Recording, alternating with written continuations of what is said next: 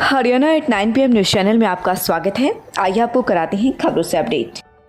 Kharghoda IMT की green belt में लगेंगे 18,000 पौधे। काम शुरू, 1200 से अधिक पौधे लग चुके हैं। खरगोदा आईएमटी में जो ग्रीन बेल्ट निर्धारित की गई है उसमें करीब 18,000 पेड़ लगाने का निर्णय लिया गया है। ग्रीन बेल्ट का नक्शा वन विभाग को सौंपा गया है, जिसके चलते केएमपी के साथ फाली ग्रीन बेल्ट में वन विभाग के ठेकेदारों ने पेड़ लगाने का काम शुरू कर दिया है, जिसका रखरखाव भी वन विभाग को ही करना है। कई टीमें हैं जिनमें कई टीमें गड्ढे खोद रही हैं, तो कोई टीम पौधारोपण कर रही है, कोई निराई व कोई गुड़ाई, तो कोई टीम पानी देने का भी काम कर रही है। फरवरी तक 18,000 पौधे आईएमटी की ग्रीन बेल्ट में लगाने का लक्ष्य लिया गया है। आईएमटी में 1200 पेड़ लग रहे हैं लगभग, और नुड़ाई का और इसका पानी गिरने का ये काम सारा चल रहा है, और पानी भी डाल दिया है। लगभग पूरी आईएमटी में 18,000 पेड़ लगाने का टारगेट रखा है, और जिसमें कि 1200-1250 पेड़ लग चुके हैं और अभी काम चल रहा है।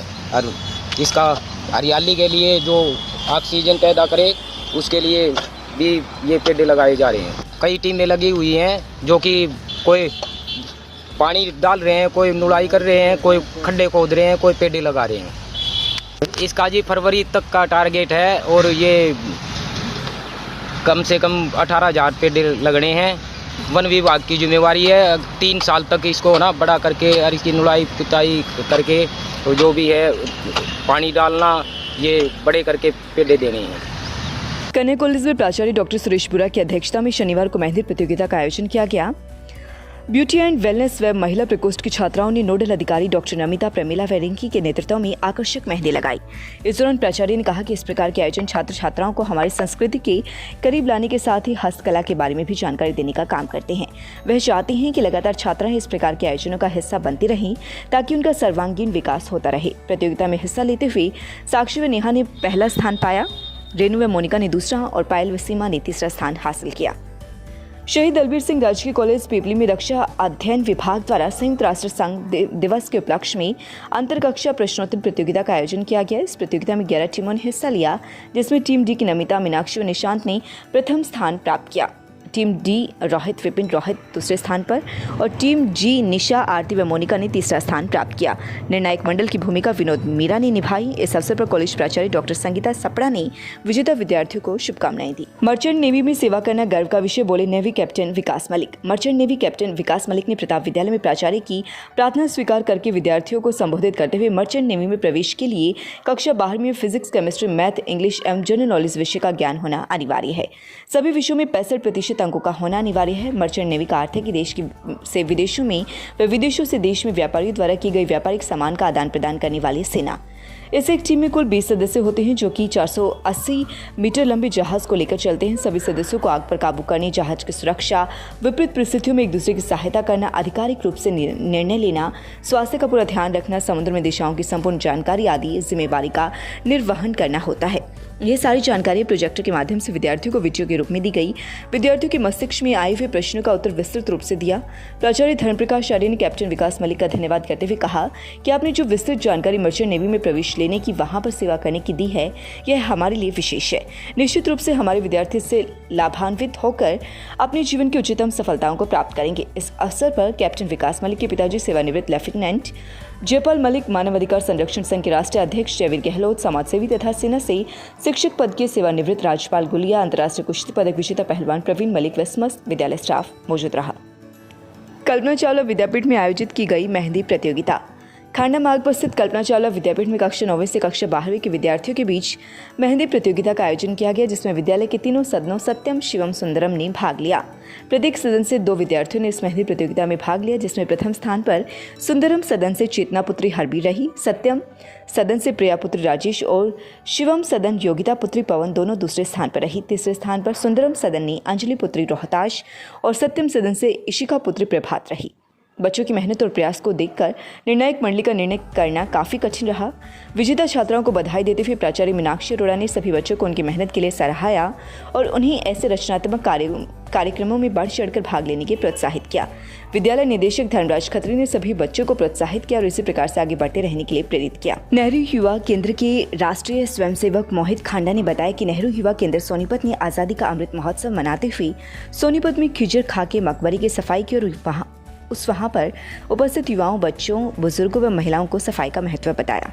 हम अपने घर व मोहल्ले की साफ सफाई करें। उन्होंने बताया कि अगर हम अपने घर से ही शुरुआत करेंगे तो एक दिन ऐसा आएगा कि हमारे देश की पूरी गंदगी अच्छे से साफ हो जाएगी, जिससे हम और हमारी धरती माँ दोनों ही खुश रहेंगे। इस कार्यक्रम के मुख्य अतिथि श्री शत्रुद्र प्रताप थे, जिसमें जिला व खेल मंत्रालय के संचालक नवीन गुलिया सोनीपत से और आशीष रोहतक से, मोहित खांडा राष्ट्रीय स्वयंसेवक, सुशील, प्रवीण, राजवीर, सोमवीर, शमशाद खान व नेहरू युवा केंद्र के सभी राष्ट्रीय स्वयंसेवक मौजूद रहे। नवीन खांडा, अभिषेक व संदेश पांचाल भी मौजूद रहे।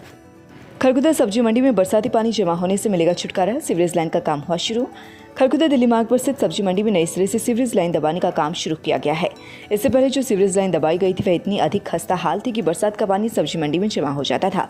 सब्जियों के ठेके भी बाहर मार्ग पर लगाने पड़ते थे। सब्जी मंडी की पानी निकासी को ध्यान में रखते हुए नए सिरे से सीवरेज लाइन दबाने का काम शुरू किया गया, ताकि किसानों, आढ़तियों व सब्जी विक्रेताओं के साथ साथ सब्जी मंडी में विभिन्न प्रकार के फड़ लगाने व राहगीरों को परेशानी न हो। सीवरेज लाइन दबाने का काम जोर शोर से चला हुआ है। नगरपालिका ने चलाया फॉगिंग अभियान। डेंगू के बुखार का प्रकोप निरंतर बढ़ रहा। नगरपालिका सचिव प्रदीप कुमार के निर्देशों पर शहर में फॉगिंग अभियान चलाया हुआ है, लेकिन सफाई कर्मी वार्डों में सफाई करने नहीं पहुंच रहे, जिसके कारण गलियों में गंदगी का आलम है। सफाई के नाम पर लाखों रुपए खरकुदा नगरपालिका खर्च करती है, लेकिन वार्ड में लोगों को खुद पैसे देकर सफाई करानी पड़ती है। वार्डवासी धर्मवीर मदन सतीश का कहना है कि वार्ड 9 में छापा खाने के पास पिछले काफी समय से सफाई कर्मी नहीं पहुंच रही, जिससे नालियों की सफाई भी चौपट है और बीमारी फैलने की आशंका है। शिकायत के बाद भी कदम नहीं उठाए गए। हालांकि नगरपालिका सचिव नवीन कुमार का कहना है कि इस बारे में जांच की जाएगी। उन्होंने कहा कि शहर में फॉगिंग अभियान चलाया हुआ है। 2 वार्डों में फॉगिंग की जा चुकी है, बाकी वार्डों में भी फॉगिंग कराई जा रही है। नगरपालिका सचिव नवीन कुमार का कहना है कि इस तरह से फॉगिंग अब निरंतर जारी रहेगी, ताकि डेंगू बीमारी से लड़ने में आसानी हो। महारानी लक्ष्मीबाई स्कूल में हुई मेहंदी रचाओ व हिंदी लेखन प्रतियोगिता।